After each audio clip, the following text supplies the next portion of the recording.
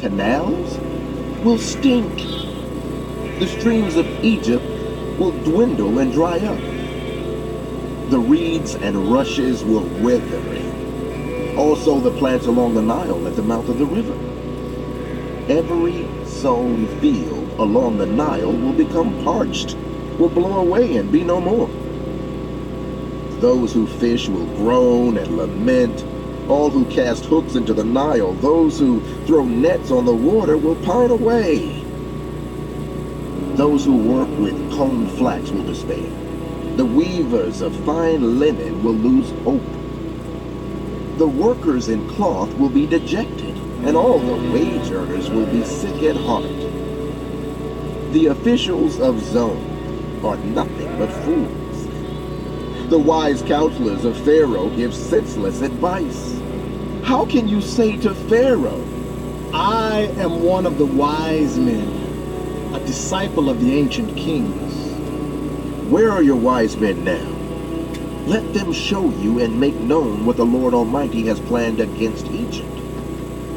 The officials of Zone have become fools. The leaders of Memphis are deceived.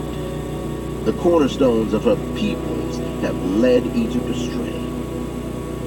The Lord has poured into them a spirit of dizziness. They make Egypt stagger in all that she does, as drunkards stagger around in their vomit. There is nothing Egypt can do, head or tail, palm branch or reed. In that day, the Egyptians will become weaklings. They will shudder with fear at the uplifted hand that the Lord Almighty raises against them. And the land of Judah will bring terror to the Egyptians. Everyone to whom Judah is mentioned will be terrified because of what the Lord Almighty is planning against them. In that day, 5 cities in Egypt will speak the language of Canaan and swear allegiance to the Lord Almighty. One of them will be called the City of the Sun. In that day, there will be an altar to the Lord in the heart of Egypt, and a monument to the Lord at its border. It will be a sign and witness to the Lord Almighty in the land of Egypt. When they cry out to the Lord because of their oppressors, He will send them a Savior and Defender, and He will rescue them. So the Lord will make Himself known to the Egyptians, and in that day they will acknowledge the Lord. They will worship with sacrifices and grain offerings. They will make vows to the Lord and keep them.